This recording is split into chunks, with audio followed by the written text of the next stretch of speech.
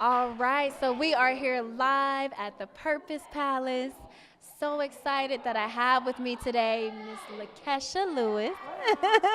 Lakisha, I love your outfit. Thank you so much. I actually bought this with you in mind. This is Okay. for Carla, by the way. I was going to the stores. I'm like, look, I have a friend. She is trendy. She is fashionable. She is eclectic. She loves color. She loves life. So help me to find something that matches that. And I was able to do that. So this is like specifically for you. I love it. So the theme of our gathering today was to be colorful. So whatever color spoke to you. And that's interesting that you said that. You said it was for me. And one thing, Lakesha, that I find beautiful about you is that you are always able to empower other people, like beyond the you've made not just in a sense of like you're capable, but you really see the uniqueness in people. And I just want to ask you, like, what is it about your life that has allowed you to really, in a world full of haters, right, to be able to shine so much joy and appreciation on other people? And hold on, there's another part. Do you give that back to yourself?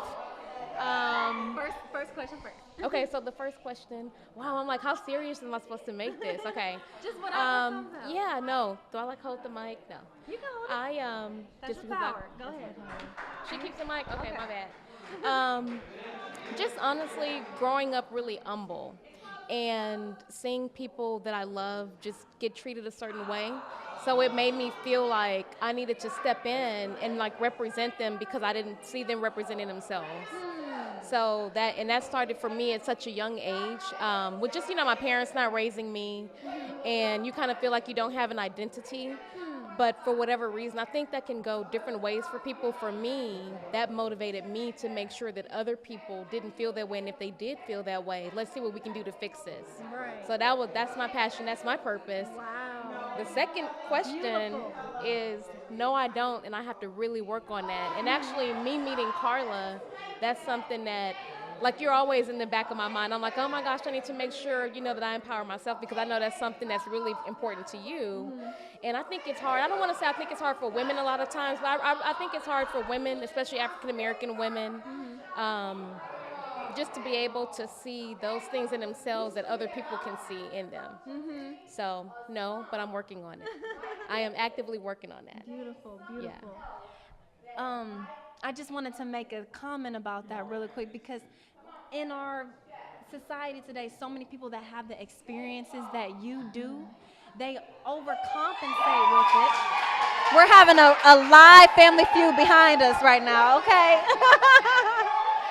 But they compensate for that with, trying to get exactly the chains, the shirts, the clothes. And we're in America, so can you blame them for wanting their piece of the American dream? Like, what advice would you have for people to stay in a world where suicides are going up, where people are just, they say we're more connected than ever, but a lot of statistics show we're more disconnected than ever.